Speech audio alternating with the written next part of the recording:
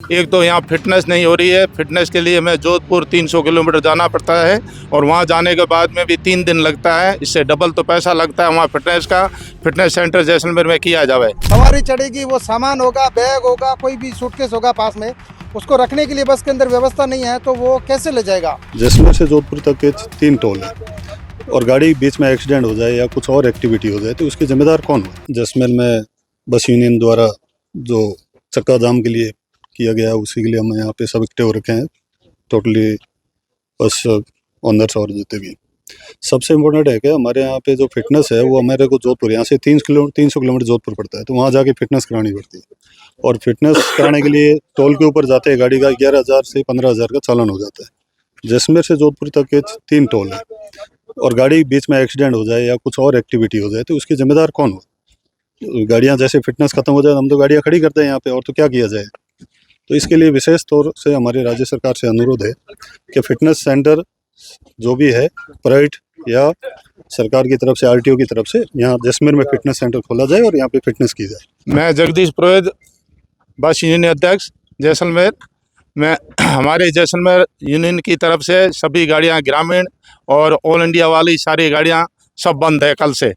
और हमारी जो लीगल मांगे हैं जो है, एक तो यहाँ फिटनेस नहीं हो रही है। फिटनेस के लिए हमें जोधपुर 300 किलोमीटर जाना पड़ता है और वहाँ जाने के बाद में भी 3 दिन लगता है। इससे डबल तो पैसा लगता है। वहाँ फिटनेस सेंटर जैसलमेर में किया जाए, ये रिक्वेस्ट है।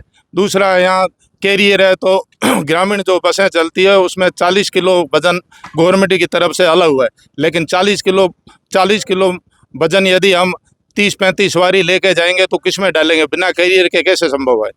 तीसरा बात है यहाँ का जो अपने पीछे का जो दरवाजे निकाले गए हैं टैक्स ये जो आरटीओ की तरफ से, तो उसमें हमारे 3-4 सीटों का जो लॉस हुआ है, उसका सीट का जो लॉस है उसका हमारे से टैक्स कम लिया जाए। ये बस ऑपरेटर एसोसिएशन की जो हड़ताल चल रही है, क्योंकि जैसलमेर के अंदर नहीं पूरे राजस्थान के अंदर बसों की समस्याओं को लेकर के बस ऑपरेटरों ने अनिश्चितकालीन हड़ताल की है, जिसको लेकर के पिछले 3 दिन से ग्रामीण और शहरी क्षेत्र के अंदर जो नेशनल हाईवे पे चलने वाली बसें हैं, पूरी बसों का चक्का जाम है संपूर्ण राजस्थान के अंदर। इसमें मुख्य समस्या है कि जो बसें हैं वो फिटनेस नहीं हो रही है और किसी भी जिला मुख्यालय पर फिटनेस नहीं। जैसे हम जैसलमेर के अंदर है तो यहाँ से जोधपुर तक फिटनेस करवाने के लिए जाना पड़ेगा।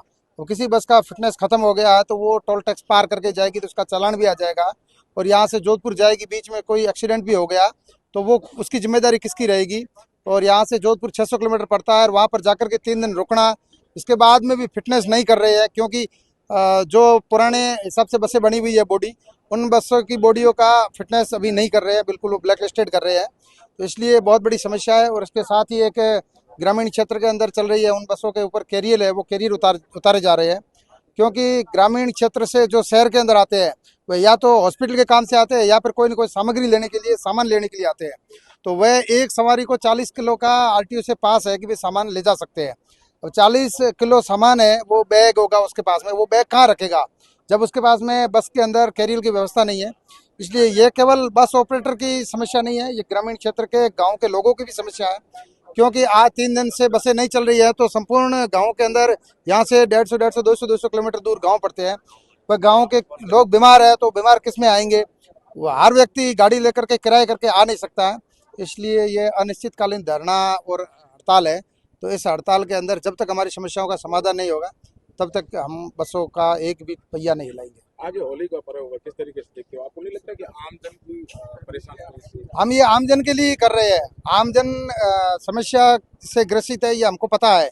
वह निश्चित रूप से हमको कह भी रहे हैं कि भाई होली का दिन है, हमको अपने घर पे जाना है। सब लोग प्राइवेट गाड़ियां नहीं ले जा सकते हैं, किराए पे नहीं ले जा सकते हैं, उनकी समस्या है। लेकिन हम जो यहाँ पर हड़ताल करके बैठे हैं वो उनके लिए करके बैठे हैं।